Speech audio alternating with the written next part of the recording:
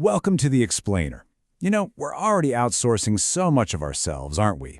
Our memories live in apps, and now our skills are being handed over to algorithms.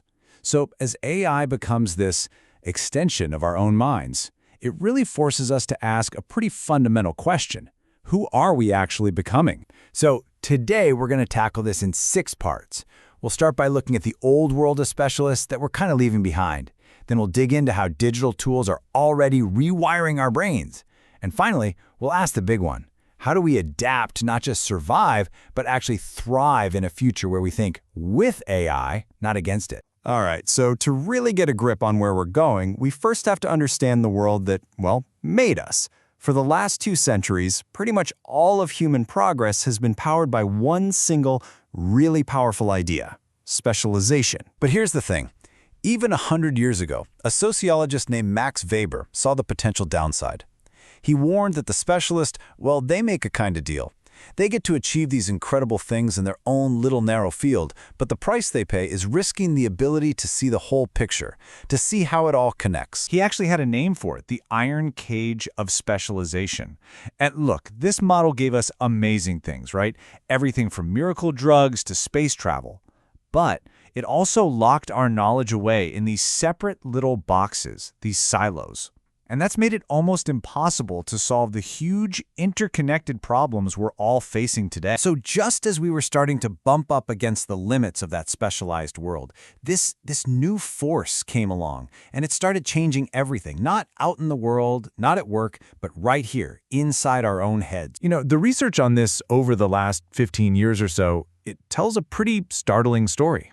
First, studies found that people who multitask all the time are actually worse at filtering out distractions and focusing. Then this term popped up, digital dementia, to describe how we're basically just outsourcing our memory to our devices. And now we're seeing real links between tons of digital media use and a doubling of ADHD-like symptoms in teens.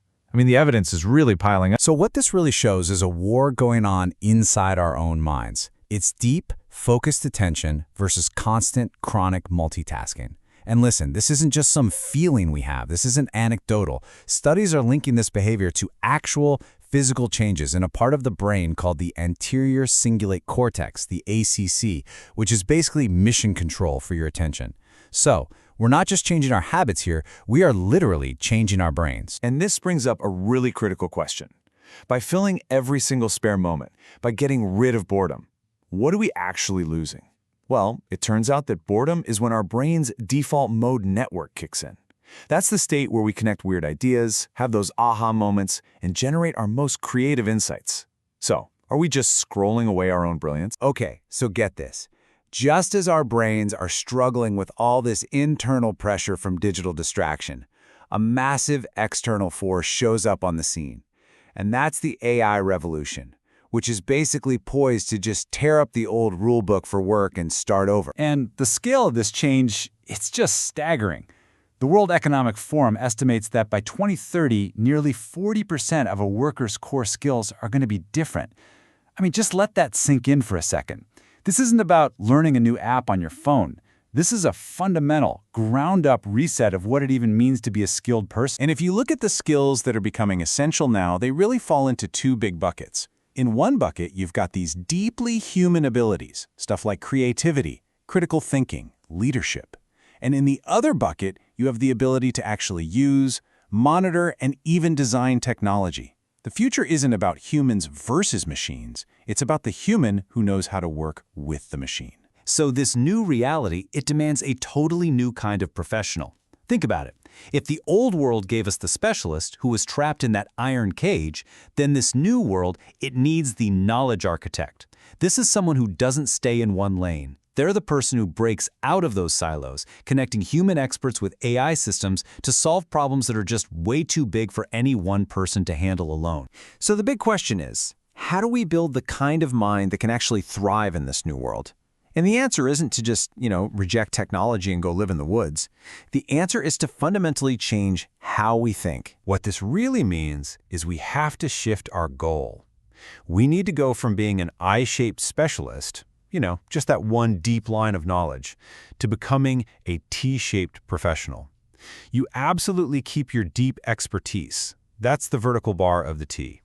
But then you build out this wide horizontal bar on top.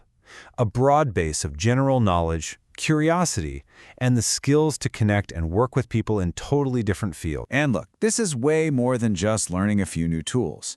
It requires a whole transformation mindset. That means embracing the idea that you'll be learning for your entire life. It means being agile. But most importantly, it means doubling down on the things that AI for now really can't do. Real critical thinking to question what the machine tells you, and genuine empathy to connect with and lead other humans. Okay, so all of this brings us to a really critical crossroads. And the choices we make right now, not just as individuals, but as a whole society, are pushing us down one of three very, very different paths for the future of work. So what are our options here? Well, path number one is the specialist plus AI, where we just make our experts super efficient.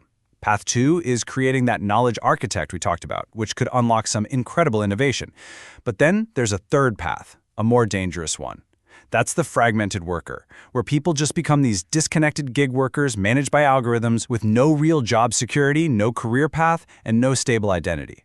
And here's the crucial part. None of these paths are guaranteed. We're choosing which one to walk down. And that brings us to the final and maybe the biggest piece of this whole puzzle. Because this revolution, it's not just about our jobs. It goes deeper.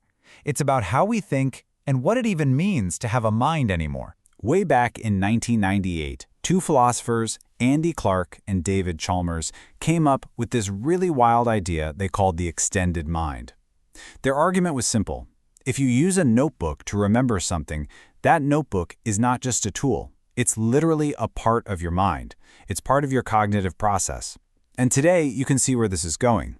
AI is becoming the ultimate version of that notebook. It's becoming a true, powerful extension of our own mind. And that thinking completely flips the old debate on its head. For decades, the question was always, can machines think? But that's not the right question anymore. The new, much more important question is, how do we think together? Because as we start to merge with our tools into this single shared cognitive system, we have to figure out the rules. We have to decide how this shared mind is going to operate. Which leaves us with one final and pretty provocative thought to chew on. If your memories are living on the cloud, if your main creative partner is an algorithm, and if your big life decisions are guided by an AI, then where exactly do you end and where does the machine begin?